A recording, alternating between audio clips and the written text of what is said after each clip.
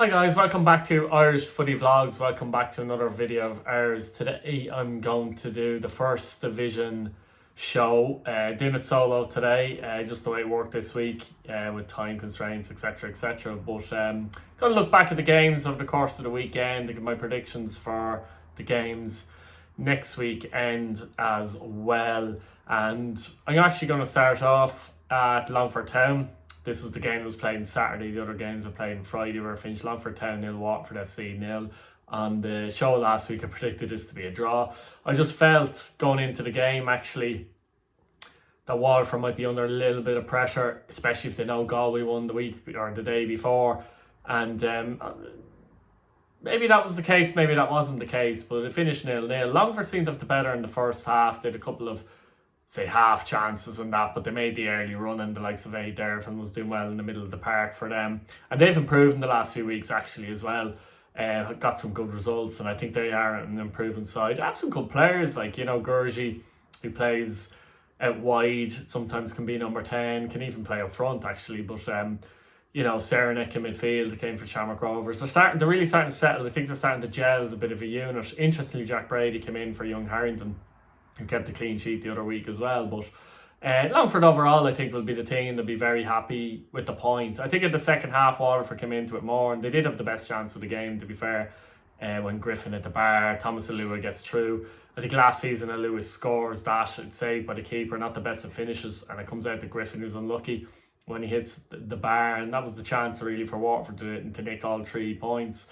When it comes to Alua, I think the problem with him is that you need a run of games. I still think he's got a bit of quality. He needs a run of games. I think, that finish was a lack of confidence and sharpness all rolled into one, I think, really. Powerful player, though, got a bit of pace. Still think there's a lot more to come from Thomas Alua, to be honest with you. Waterford, look, they're in a position, this is the problem. They've been in a position, we've said it for a couple of weeks now, whereby if they drop any sort of points, you know what I mean, they're losing out. I mean, Galway have just been a machine this year. They've won every single game bar one this season. It's ridiculous. We'll get to them in a minute. But it's very difficult for Waterford to catch up on that, because you have to keep winning. And then there's no sign of Galway dropping points. It's just incredible stuff. So, whereas any result that isn't a win for Waterford in any game is going to be rated as a disappointment to them, because they're so far ahead of third at the same time as well, that they're not really going to... They're almost caught in limbo, so to speak. Now, all they can do is keep trying to win, and hope that Galway hit a bad patch, go on a terrible run. It's very difficult to see that. Be a major collapse, even at this stage of the season, to see Galway collapse, essentially. But as for Waterford, it is difficult. They were missing Coughlin for this game as well. It's a bit like no Coughlin, no party at the moment, isn't it? He was suspended. And surprise, surprise, they're getting no goals. Obviously, Ron Coughlin has been a phenomenon, really, this season, has to be said. Delight for him as well. Really liked him at Sligo. Unlucky at Pats with injuries and things like that, and then that knocks you down the pecking order. So he's come back strong. But as for Longford, Stephen Henderson will be happy with their progress, I think, and all he can hope for is that they get better as the season goes on. They could still get into the playoffs, in my opinion. And you'd never know in the playoff. So Longford 0, Waterford FC 0. Now, naming DC Park, I finished Galway United 3, Athlone Town 1. I think Sean might got this prediction right. I predicted 4-1. And again, a good start for Galway. After 10 minutes, they won a penalty. Dave Hurley slotting it away, his 8th goal of the season, after brilliant play from France Lee Lamboto to win the penalty. And that settled Galway down into the second half, and Stephen Walsh made it 2-0 with a lovely finish after Hurley had played a corner in, and it was cleared off the line from header from Vincent Borden, and a little bit of a scramble, but comes out to Walsh at the edge of the area. Lovely finish into the corner to make it 2-0. Athlone got back into the game, to be fair, and they won a penalty. Pirot won it, a nice little turn as he tried to peel away from the defender, and he was brought down, and he tucked away the penalty confidently for his 12th goal in 15 games this season. But Galway made it 3-1. Dave Hurley free kick, and poor defending, has to be said, by Athlone. Good free kick in, but poor defending by Athlone in around the 70th minute, and Killian Bruder finishes to the net. So Galway won 3-1, and it's a phenomenal start. 15 wins. It's not even a start at this point. 15 wins in 16 games, 1 defeat to Longford Town, 1-0, and they just keep going on, don't they? They really do. 12 points clear of Waterford now. It's going to take a monumental effort on their side and Waterford's side, so to speak, for that to change. And if you're a Galway fan, it's great. For the league, it's probably not, if you know what I mean. Particularly when I said earlier that Waterford were going to be a clear third as well. So, but what can you do? Galway just been brilliant, and I know Sean mentioned last week that they should go for Pirro, funnily enough, in the window. But actually, if I was Galway, wouldn't do anything, because I think they've enough quality in their team. They've got good options. They've a good squad of players, and I think bringing in a player too could upset the balance a little bit potentially. They've got goals in their side. They don't concede too many goals. I'm saying it every week. Run out superlatives for them, really. I don't know. If you're a Galway fan, let me know what you think in the comments. Are you confident they're going to go on and win the league, or do you feel that you're still a bit nervous, feeling like there might be a collapse on the way or whatever?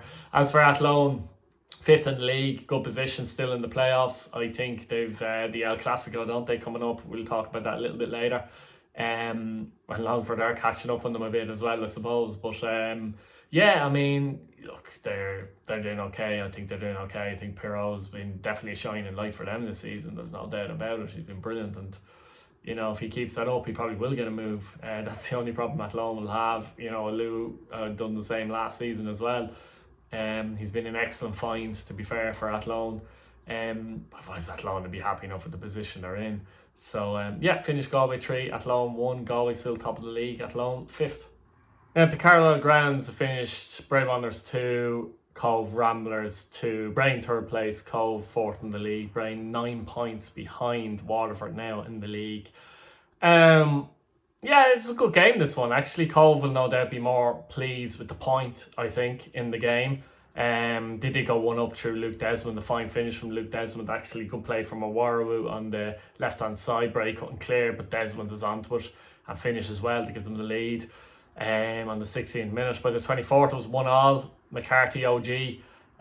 Good play by Darren Craven down the right-hand side for Bray. Gets a good ball into the box, and McCarthy struggles to deal with it and puts it in. But it was a very good ball in by Craven, and that made it 1-1. Early in the second half, though, Bray took the lead. A brilliant strike from Conor Crowley. Again, edge of the area, top corner, rifled it home. No chance the keeper's ever getting there. 2-1 up. And you think at this point maybe Bray might go on and win the game after coming from behind. But Cove weren't denied an equaliser. And again, Luke Desmond with a very good volley, actually, from just outside the box to make it 2-2, and it finished 2-2. Ger Short was sent off in 68 minutes for Bray as well. Hard to see exactly what happened, but apparently it might have been a punch, if that's the case, or any kind of lift, from your hand, and it's a red card.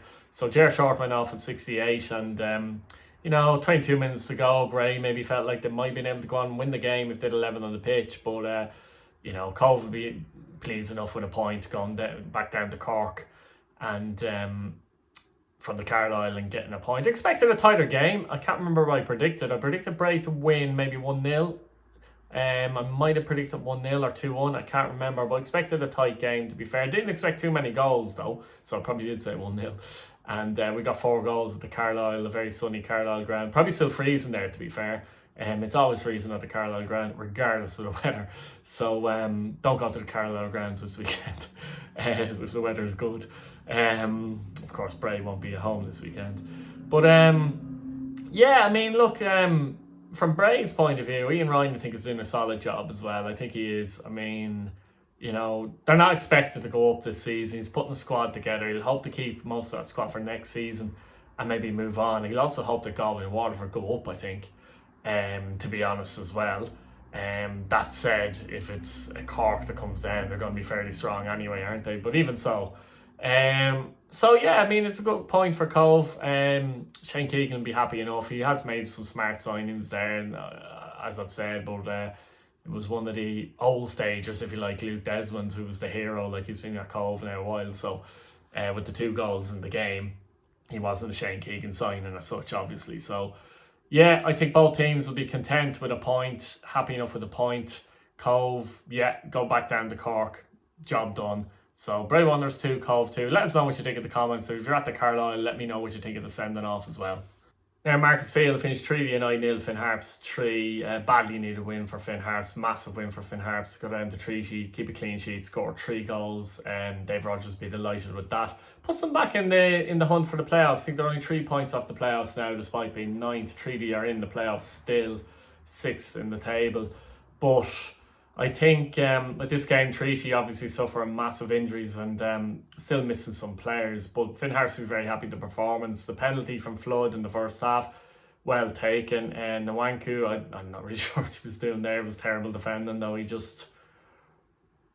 gets completely caught, doesn't he, really? And ends up bundling Flood over. Flood scores a free kick in 36 minutes to put Finn Harps 2-0 up half time. It's a low-driven free kick, good power on it. And Harps got 2-0 up at half time. In the second half, I suppose McLaughlin, only 16 years of age, lovely turn, beautiful turn. As he turns, he doesn't have to slow down. It's such a good turn. Runs through. Nwanku struggles a bit on him there, and then look, he finishes it beautifully. He's only 16 years of age. Fantastic goal for him. That should give him confidence. But massive win for Finn Harps, I think. Massive win for Finn Harps, badly needed. Hard to judge them this season. Are they getting better or not? It's difficult to say because next week they could struggle on that. They've had 1 or 2 good results, some horrendous results. Treaty, 2 defeats in a row after winning 4 in a row, but badly hit by injury. At the moment. So they'll be hoping that clears up in the next few weeks because they got themselves back in the playoff picture. Now they're still in the playoff picture, but they got themselves really back in there. And at the moment they're struggling. They're struggling to score. Obviously struggling to concede. They're struggling at the other end as well. They're conceding goals. That's 2 3-0 defeats in a row to Galway and Harps. So they'll be disappointed. Tommy Barrett will hope to get a lot of the players that are missing back into the side as soon as possible as well. A couple came back, but not enough of them yet. As for Finn Harps, look, it's a young team, it's a young squad. A lot of the players are on 2-year deals as well, which is interesting to see and good to see. And again, like some other teams, they're building really for next year. So they are. They'll just hope to improve as the season goes on. I mean, that's a sign of progress. Just get better as the season goes on. And obviously this result was a very good result down in Limerick from them. And they'll hope to, I don't think they've put back-to-back wins this season, so it'll be interesting to see if they can do that on Friday. But let me know again what you think in the comments. Treaty fan, Finn Harps fan, your thoughts on how Finn Harps are going. Can they improve maybe some of their most impressive players this season? Same with Treaty, same thing. Can they get some of the players back as quickly as possible? Now, finally, at Menhawk Park, it finished Kerry FC 0, Wexford FC 6. And this reminded me of Kerry's game against Galway earlier on in the season in a way where they're kind of architects of their own downfall, giving away a lot of soft goals in this game. First of all, 2 goals from corner kicks. One where they're playing from the back and they lost it easy and Dobbs went in and finished it. And from Kerry's point of view, they haven't won this season. They're 12 points now off 9th place Finn Harps. They haven't won at home this season. 1 win away from home. And the lads, I can't remember who predicted. One of them predicted Kerry to win this match. The other predicted a draw. I did go for Wexford win 2-0. But again, they came back down to earth after a decent few weeks for Kerry, has to be said, performance-wise. But the soft goals, I would say nearly every goal Wexford scored, very, very soft and too easy for Wexford. Wexford would be delighted because, a bit of pressure on them coming down this game. And, again, they're 8th in the league. They're close to playoffs point-wise. They should be doing better, I think, in terms of the performances overall. But Dobbs with 4 goals and Furlong, the legend, with 2 goals as well. They're so easy. They just canter through. And as I said, 2 goals from corners. That Kerry won't be happy with. Some of the other goals, as I said, Wexford just canter through, or Kerry lost it in a dangerous area and Wexford 1 touch and they were in and scored. And it was just very easy for Wexford. Now, Wexford don't care about that, but it was very easy for Wexford. Really reminded me of the Kerry Galway game earlier on in the season, the 9-0, wasn't it? 9-0, 9-1? I think it was 9-0. And I suppose disappointing from a Kerry point of view, where they're almost back to square one again. For Wexford, they need to try and get a bit of a run, a bit of consistency going, because they have a lot of good players in that squad, including the guy who scored 4 goals in Aaron Dobbs. He's probably been their best player this season, actually, in terms of performances, probably. But yeah, I mean, let me know down in the comments, Wexford fan, What did you make of the performance? But maybe from a Kerry point of view, how are you seeing things? Obviously, it was always going to be difficult coming into this league. Always going to be difficult coming into this league. And I think it's stronger this year, the first division, which hasn't helped Kerry's cause either.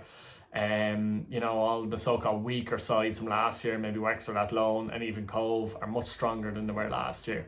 So let me know what you think from a Kerry point of view. What can they do to stamp out these soft goals? Is it an organisational thing? Is it an individual thing? How are you seeing it? But not a good day at the office for Kerry. Wexford won't mind though. So Kerry 0, Wexford 6. We'll get into the predictions now for Friday, guys. So predictions now for Friday's games, guys. We'll start off with the El Clasico, Athlone Town and Longford Town. And Longford are very close now to Athlone in the table, only 2 points behind them.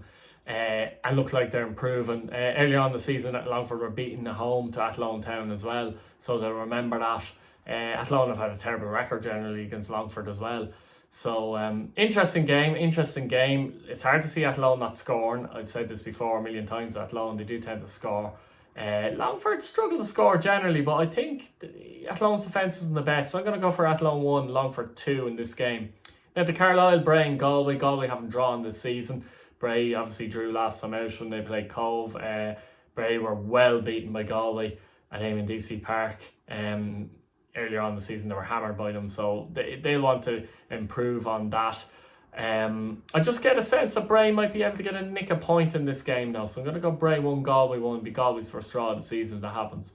Munster Derby sees Waterford take on Treaty, and Treaty struggling at the moment, as I said, a long list of injuries. Coughlin back for Waterford. Waterford disappointed with the draw at Longford, there's no doubt about it, but I think they should win this one and win it quite comfortably. Go for Waterford 3, Treaty 0. Wexford and Cove, Ferry Carrick Park. To get back into the playoff picture, Wexford need to be winning these games against the teams obviously ahead of them. Not maybe a million miles from Cove, but Cove obviously having a better season really so far, but it's a tough one to judge. Cove drew last time out against Bray. I can see an entertaining game in this one. Wexford will be hoping to get back-to-back wins. I don't think they've done that this season. 1-1 draw for me here. Finally then, Finn Harps and Kerry. A long trip for Kerry up to Finn Harps. And, after that maul-in against Wexford, Kerry will hope to once again get back to basics in this game and defend better. Harps, great opportunity for them to win back-to-back games after that brilliant win in Treaty for them. And I find it difficult to see Harps not winning the game and extending their lead, let's say, over Kerry to 15 points, I think, as well. So I think Harps will win this. If they score early enough, they might score 3 or 4. 4-1 Finn Harps. So guys, let us know what you think in the comments. Let us know what you think, how your team is doing this season. Give us a few predictions for Friday. Any thoughts on your team's performance last week. Subscribe to the channel. Hit your bell notification button so you keep up to date with our videos. And have a good evening. See you later, guys.